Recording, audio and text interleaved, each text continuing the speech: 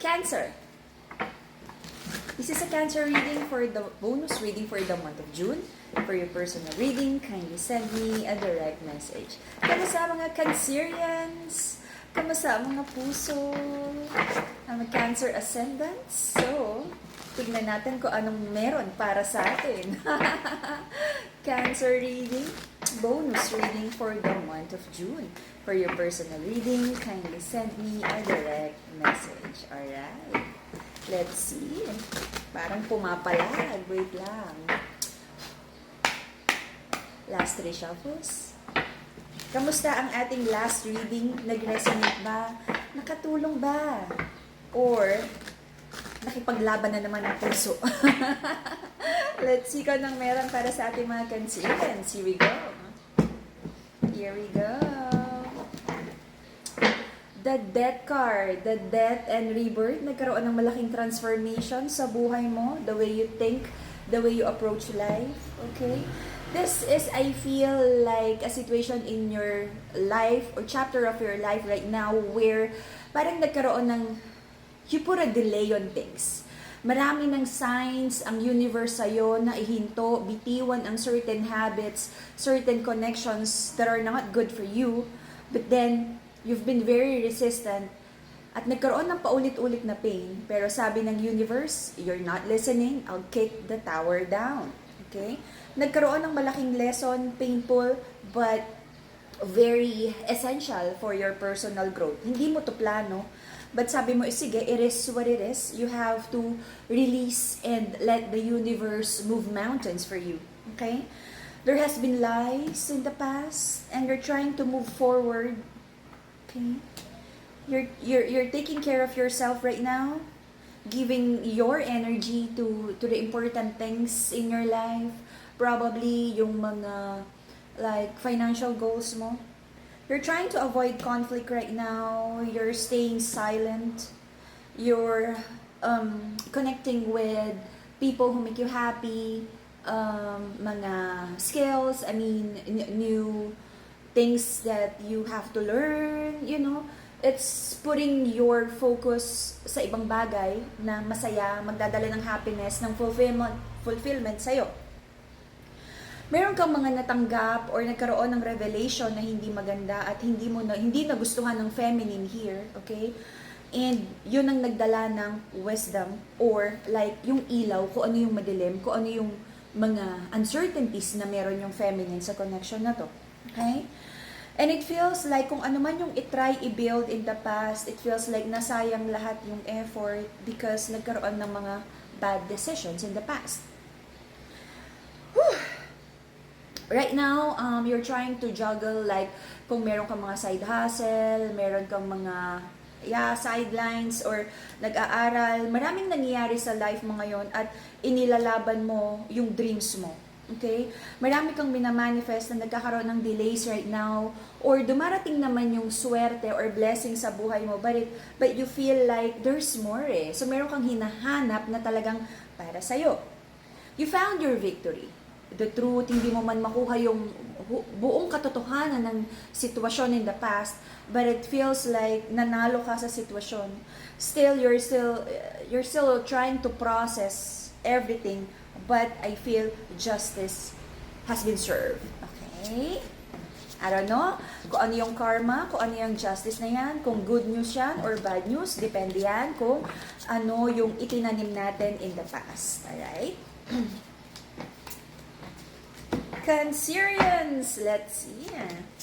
The reason for the reading is nakatanggap ka ng mga promises, mga conversation, na hindi totoo, hindi na-keep na promises, hindi nagbunga, yung mga ina-expect mo na magandang outcome, hindi nangyari. But I feel, binigyan mo ng enough time, enough chances yung person mo. Because the tower is in reverse. Ito yung sinasabi ko kanina na nagka-crumble na yung tower, but pinipilit mong hawakan, akapin, and to prevent it to collapse. But sabi ng universe, this is not for you. Now, if you really want to continue in this connection, in this bad habits of yours, then sobra kang nasaktan in the past. Okay? nagdala yan ng feeling of defeat, nasaktan ka ng paulit-ulit hanggang natanggap mo na, hanggang na-realize mo na talagang hindi para sa'yo tong situation na to at you really have to let go. Marami kang pinagdadasal, sabi mo is ayaw mo na ng gulo. May mga bagay na ayaw ka nang ipaglaban at gusto mo na talagang i-let go. Mga bagay na ikinaka-worry mo. Right? So, I feel natanggap mo na naman yung answer kay God sa universe sa mga bagay na hindi tama para sa'yo. At nasa sa'yo na rin naman yan kung tatanggapin mo yung like guidance ng universe or magiging stubborn ka pa rin at patuloy ka pa rin masasaktan. Okay? But I feel nagkaroon na ng realization para sa'yo na may mga bagay talaga na hindi mo kayang tanggapin. Do hanggang ngayon, nagkakaroon pa rin. I feel this is on the masculine side. May mga bagay na hindi mo na kayang ipaglaban or you have to put your guards down and you have to realize things. You have to be open to learn. Because you've been resisting something here na nagdadala sa'yo ng overthinking. But right now, it feels like you're running away from something. The masculine is running away from something here because meron siyang bagay na hindi matanggap. So, imbes na ayusin and to face the situation and look kung ano yung itinuturo ng universe here, the masculine, it feels like the masculine is running away from a soulmate connection. Okay? Right now, meron kang concerns, meron kang hinahanap na stability right now. Relationship and business. Ay, ang layo. Sorry, wait lang. Wait. Okay. So, yeah. It feels like merong unstable na partnership here. You acknowledge na maraming kailangang ayusin sa soulmate connection na to if talagang ilalaban. Your person here is starting a new life, new beginning. Okay? A new way of thinking.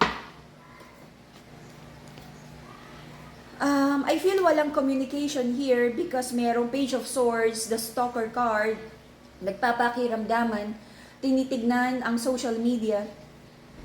Sobrang nagkakaroon ng lungkot on the side of the masculine here, but sobrang stubborn ng energy that the masculine here is still resisting the change.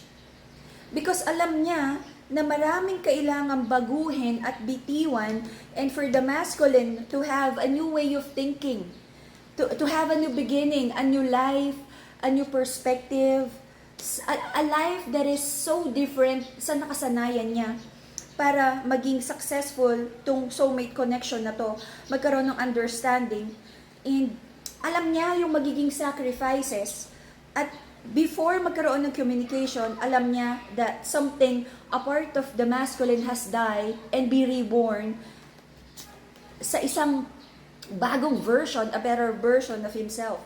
So right now, very conflicting yung energy. The masculine feels so conflicted kung gaano yung kaya niyang i-sacrifice for this connection. Alright? So marami kang fear and doubt kung matatapos pa itong painful situation na nangyari sa connection. Okay? So nagdadahan-dahan, nag-iisip na mabuti. In the next 3 months, I feel maraming healing na kailangang gawin. Maraming realization. Sabi nga is, you cannot pour from an empty cup. Dapat, you know how to love yourself. You have your boundaries. At you cannot love anyone else kung hindi mo mahal yung sarili mo. But I can see here na magkakaroon ulit na like the masculine would try to reignite this passionate connection, but he doesn't really know how to do it. Okay? This is free will. Ang nakikita ko lang naman, maraming kailangang ayusin para maging successful ang connection na to. Alright? And that is the Cancerian reading for the bonus reading for the month of June. See you again in a few days for your July reading. PM me for your personal reading at kung paano ka magkaroon ng blessed and ritualized na crystal.